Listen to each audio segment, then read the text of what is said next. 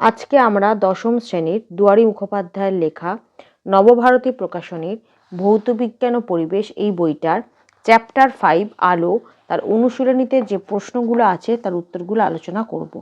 তোমাদের যদি ভিডিওগুলো ভালো লাগে তাহলে লাইক, শেয়ার ও কমেন্ট করে জানিও, আর চ্যানেলটি সাবস্ক্রাইব করো। আমার একটা ম্যাথসের চ্যানেল আছে, WP ম্যাথস ওয়ার্ল্ড। সেখানে গণিত প্রকাশের কোষে দেখি সমস্ত অঙ্কের সমাধান করে দেওয়া আছে। তার লিঙ্ক আমি এই ভিডিও ডেসক্রিপশন বক্সে দিয়ে দেবো, আর ওপরের আই বাটনে ক্লিক করো, তোমরা সেই চ্যানেলটি পেয়ে যাবে। প্রথমে ক, নৈর্ব্যক্তিক প্রশ্ন, মান 1। সঠিক উত্তরটি নির্বাচন করো। MCQ। প্রশ্ন 1, বস্তু অপেক্ষা আকারে বড় অসৎবিম্ব গঠিত হয়। উত্তর হবে অপশন বি, অবতল দর্পণ দ্বারা। 2, লঘু মাধ্যম থেকে ঘন মাধ্যমে আলোর প্রতিসরণের ক্ষেত্রে চ্যুতির মান সর্বোচ্চ হয় যখন আপাতন কোণ যেটা হচ্ছে স্মল আই এর মান। উত্তর হবে অপশন সি, 90 ডিগ্রি। 3, প্রিজমের মধ্য দিয়ে প্রতিসরণের ক্ষেত্রে কোন সম্পর্কটি সঠিক? উত্তর হবে অপশন বি। প্রশ্ন 4, একটি লেন্সের ফোকাস দূরত্ব। উত্তর হবে অপশন ডি, কোনোটিই নয়। 5, একটি উত্তল লেন্স কোনো বস্তুর অসৎ প্রতিবিম্ব গঠন করে যখন। উত্তর হবে অপশন এ, বস্তুটি লেন্স ও তার ফোকাসের মধ্যে অবস্থিত হয়। 6, আকাশের বর্ণ নীল কারণ। উত্তর হবে অপশন বি, বায়ুমণ্ডলের নীল বর্ণের আলোর বিক্ষেপণ বেশি হয়।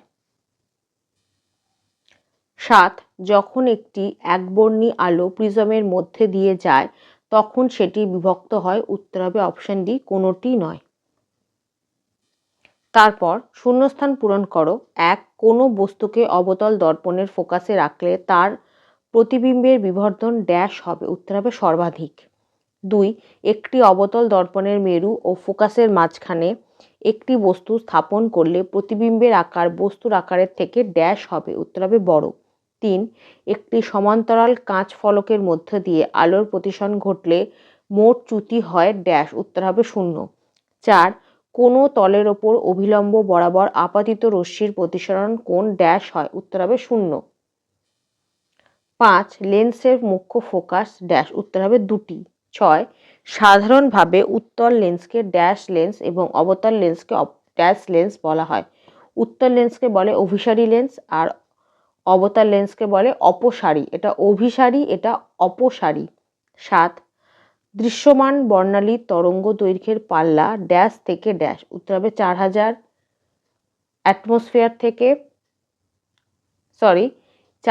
অ্যামস্ট্রং থেকে 8000 অ্যামস্ট্রং। 8, একগুচ্ছ লাল গোলাপকে হলুদ আলোতে আলোকিত করে রাখলে সেগুলিকে ড্যাশ দেখায়। উত্তর হবে কালো। 9, সুস্থ মানুষের চোখের ক্ষেত্রে দূরবিন্দুর দূরত্ব ড্যাশ। উত্তর হবে অসীম। 10, ঘন মাধ্যমের চেয়ে লঘু মাধ্যমে আলোর বেগ ড্যাশ। উত্তর হবে বেশি। তারপর খ, অতি সংক্ষিপ্ত উত্তরভিত্তিক প্রশ্ন, মান 1। প্রশ্ন 1, এফ ফোকাস দৈর্ঘ্যের কোনো অবতল দর্পণ থেকে কত দূরে একটি বস্তু রাখলে বিবর্ধনযুক্ত সদ্বিম্ব গঠিত হবে? 41 নম্বর পাতায় এখান থেকে এতটা। 2, একটি অবতল দর্পণের বক্রতা ব্যাসার্ধ 30 সেন্টিমিটার হলে তার ফোকাস দৈর্ঘ্য কত? এখানে ফর্মুলা হচ্ছে R = 2F। তাহলে আমাদের আর এর মান দেওয়া আছে 30 সেন্টিমিটার, এফ এর মানটা বের করতে হবে। তাহলে F = কত হবে? R = 30 হয়, তাহলে F হবে 30/2, তার মানে হচ্ছে 15 সেন্টিমিটার। 3, কোনো প্রতিসারক তলের ওপর লম্বভাবে আপতিত রশ্মির চ্যুতি কত হয়? উত্তর হবে 0। 4, কোনো মাধ্যমের প্রতিসরাঙ্কের মান কি কি বিষয়ের ওপর নির্ভর করে? এখান থেকে এতটা।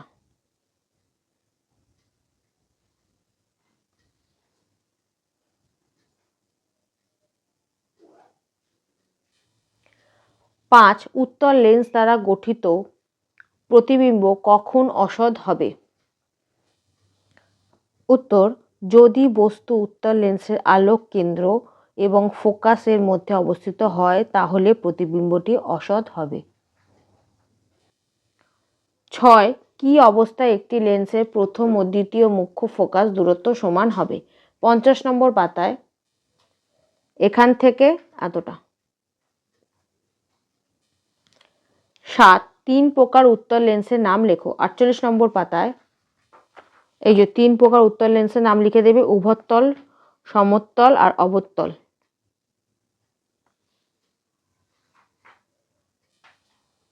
8 প্রিজম কি বর্ণ সৃষ্টি করে? না, সাদা আলোর বিচ্ছুরণ ঘটায়।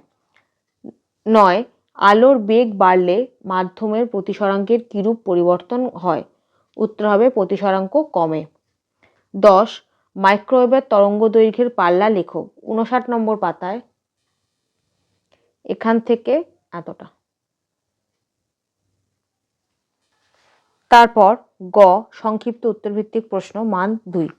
প্রশ্ন 1 দাড়ি কামানোর সময় এবং মোটর গাড়ির চালকের পাশে কিরূপ গোলীয় দর্পণ ব্যবহার করা হয় এবং কেন? 42 নম্বর পাতায় কিরূপ ব্যবহার করা হয় তার উত্তর এখান থেকে এতটা, আর কেন তার উত্তর হচ্ছে এখান থেকে এতটা।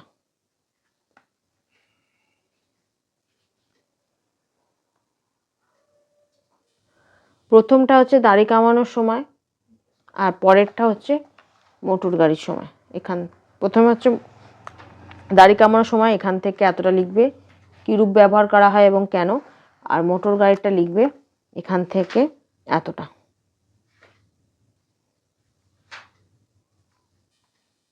2 গোলীয় দর্পণের প্রধান অক্ষ এবং ফোকাস দৈর্ঘ্য বলতে কি বোঝো?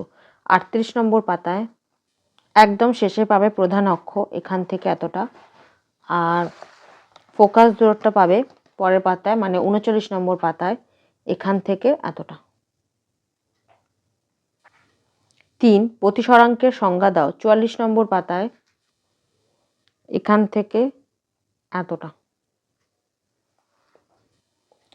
4 কোনো মাধ্যমের প্রতিসরাঙ্ক কি কি বিষয়ের উপর নির্ভর করে?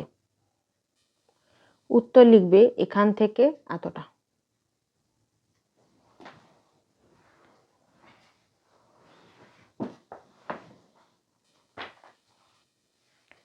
5 কোনো প্রিজমের প্রান্তরেখা ও প্রধান ছেদ বলতে কি বোঝো?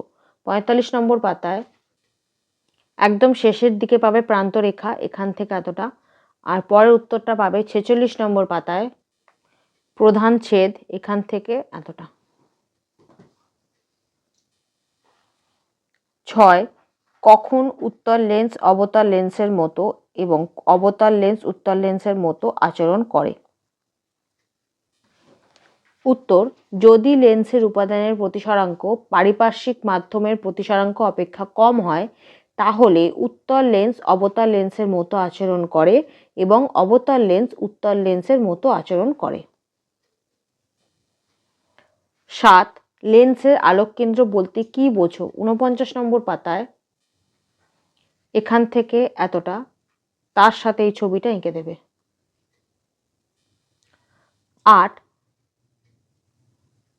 মায়োপিয়া প্রতিকারের জন্য চশমার লেন্স কি জাতীয় হয়? 54 নম্বর পাতায় এই ছবিটা আঁকবে, তার সাথে এখান থেকে এতটা লিখে দেবে। 9 বায়ু কেন বিচ্ছুরক মাধ্যম নয়? উত্তর বায়ু মাধ্যমের সব বর্ণের আলোকরশ্মি সমান বেগে চলে, তাই বায়ু বিচ্ছুরণ মাধ্যম নয়। তারপর ঘ আরও কিছু সংক্ষিপ্ত উত্তরভিত্তিক প্রশ্ন মান 2। প্রশ্ন 1 দেখাও যে অবতল দর্পণের ক্ষেত্রে ফোকাস দূরত্ব বক্রতা ব্যাসার্ধের অর্ধেক। 40 নম্বর পাতায় এই ছবিটা আঁকবে, তার সাথে এখান থেকে এতটা লিখে দেবে। 2 প্রমাণ করো যে একটি সমান্তরাল কাঁচ ফলকে আপতিত রশ্মি ও নির্গমন রশ্মি পরস্পরের সমান্তরাল। 46 নম্বর পাতায় এই ছবিটা আঁকবে, তার সাথে এখান থেকে এতটা লিখে দেবে। 3 একটি আলোকরশ্মি একটি মোটা প্রিজমের উপর আপতিত হলো, প্রিজমের মধ্য দিয়ে আলোকরশ্মির গতিপথের চিত্র আঁকো। দেখাও যে delta equals to I1 plus I2 minus A এবং A equals to R1 plus R2 প্রতীক চিহ্নগুলি প্রচলিত অর্থ বহন করে।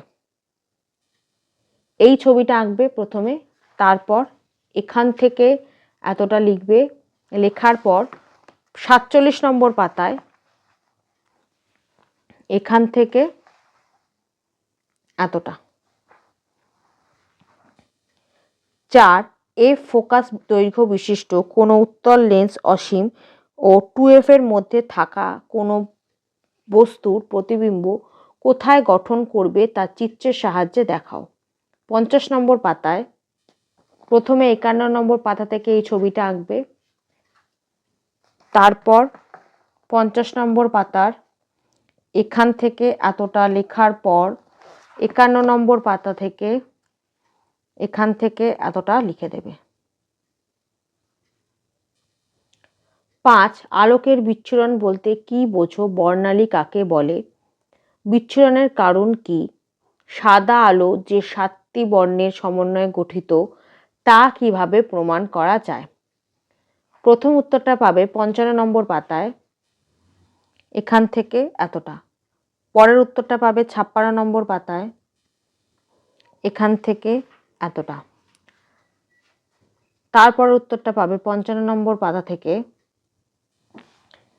3 নম্বর প্রশ্ন যেটা বিচ্ছুরণের কারণ, সেটা প্রথমে 55 নম্বর পাতা থেকে এখান থেকে এতটা লেখার পর 56 নম্বর পাতায় এখান থেকে এতটা লিখে দেবে। লাস্ট প্রশ্নটা উত্তর পেয়ে যাবে 56 নম্বর পাতায়। এই যে প্রথমে এই ছবিটা আঁকবে, তারপর এখান থেকে এতটা লিখে দেবে।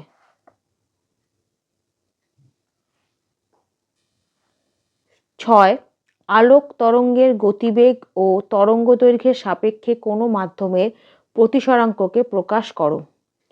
অতিবেগুনি রশ্মি, এক্স রশ্মি ও গামা রশ্মির ব্যবহার ও ক্ষতিকারক প্রভাব তুলনা করো। প্রথম প্রশ্নটার উত্তর পাবে 58 নম্বর পাতায়। প্রথম প্রশ্নটার উত্তর 58 নম্বর পাতা থেকে এখান থেকে এতটা লিখবে, তারপর এখান থেকে এতটা। পরের প্রশ্নের উত্তর পাবে 59 নম্বর পাতায়। এই যে অতিবেগুনি রশ্মি, এক্স রশ্মি আর গামা রশ্মির ব্যবহার ও ক্ষতিকারক প্রভাব। প্রথমে হচ্ছে অতিবেগুনি রশ্মি, তারপর এক্স রশ্মি, তারপর হচ্ছে গামা রশ্মি। প্রথমে হচ্ছে ব্যবহার আর তারপরে আছে ক্ষতিকারক প্রভাব। এই দুটো বক্সই করে দিতে হবে। ব্যবহার লিখে দেবে 3টের, এখান থেকে এতটা 4টে করে দেওয়া আছে, 4টে করে লিখবে। তারপর হচ্ছে ক্ষতিকারক প্রভাব, এখানেও 3টে দেওয়া আছে, 3টেরই এই 3টেই লিখে দেবে। অতিবেগুনি রশ্মির 4খানা পয়েন্ট আছে, এক্স রশ্মির 4টে আর গামা রশ্মির 2টো।